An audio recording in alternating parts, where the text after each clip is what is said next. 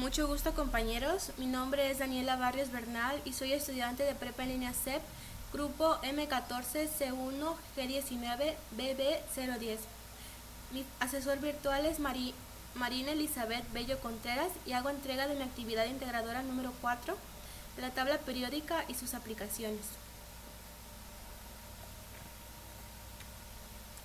Principalmente la tabla periódica es un registro organizado de los elementos químicos. Este está compuesto por 118 elementos confirmados, de los cuales 94 son elementos que existen en la naturaleza y 24 elementos sintéticos.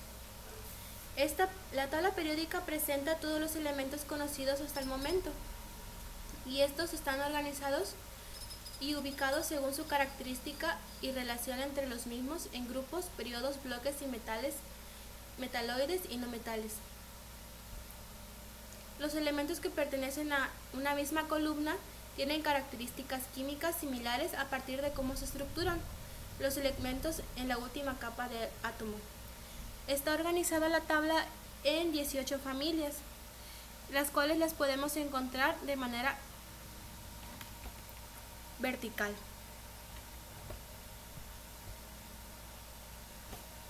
Los periodos de la tabla periódica son las 7 filas que se encuentran de manera horizontal, y en estas se agrupan los elementos que tienen el número de capas de electrones que coinciden con el número del periodo.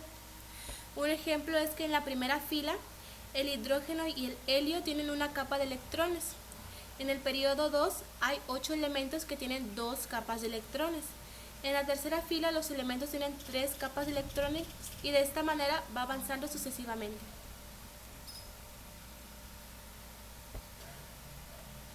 La clasificación de los elementos por número atómico es que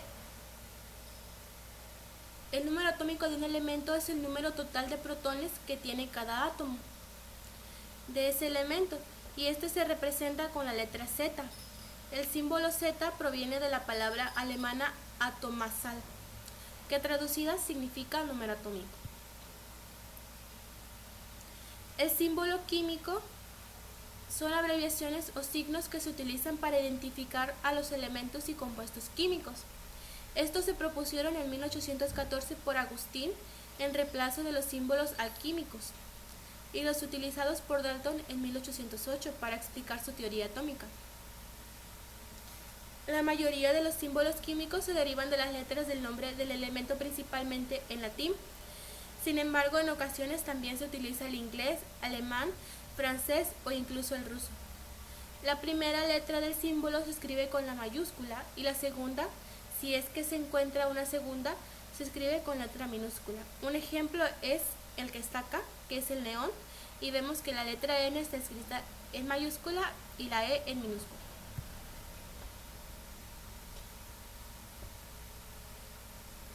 La masa atómica de un átomo es frecuentemente expresada en unidades de masa atómica unificada. La masa atómica está definida como la masa de un átomo, que solo puede ser de un isótopo a la vez, y no es un promedio ponderado en la abundancia de los isótopos.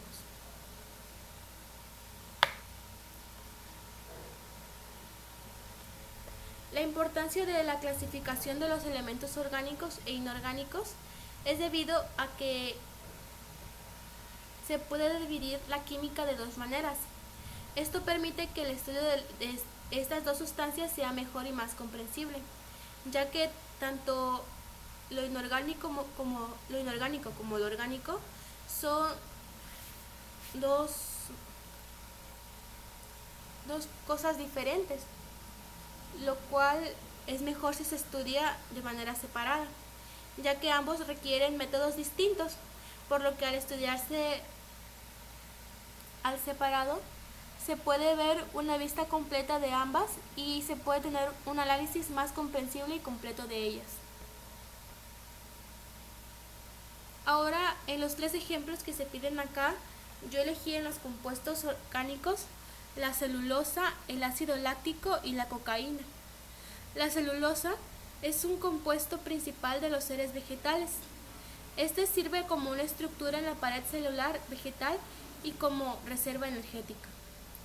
El ácido láctico es indispensable en procesos de energización del cuerpo humano ante bajas concentraciones de oxígeno, ya que la producción de glucosa vía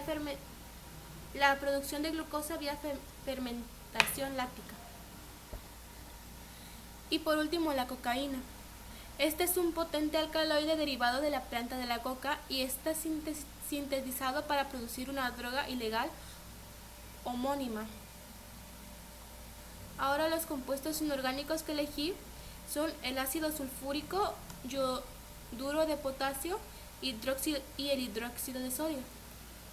El ácido sulfúrico es uno de los mayores corrosivos conocidos y es largamente empleado en diversos tipos de industria y se produce en grandes cantidades en el mundo. El yoduro de potasio es una sal que es ampliamente utilizada en la fotografía y el tratamiento de la radiación. Y el hidróxido de sodio, llamado soda cáustica o sosa cáustica, se emplea en la industria del papel, de tejidos y de detergentes destapadores de cañerías. ¿Para qué nos sirve conocer y comprender la estructura de la tabla periódica?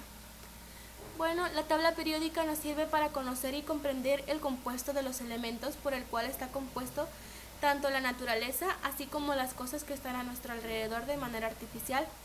Además, entendemos con mayor precisión el por qué pasan algunas cosas, como por ejemplo el óxido de los fierros cuando quedan a la intemperie, o la reacción que tienen algunos productos al mezclarlos entre sí. Gracias a esta tabla se han creado muchas de las cosas que hoy en día utilizamos con total normalidad.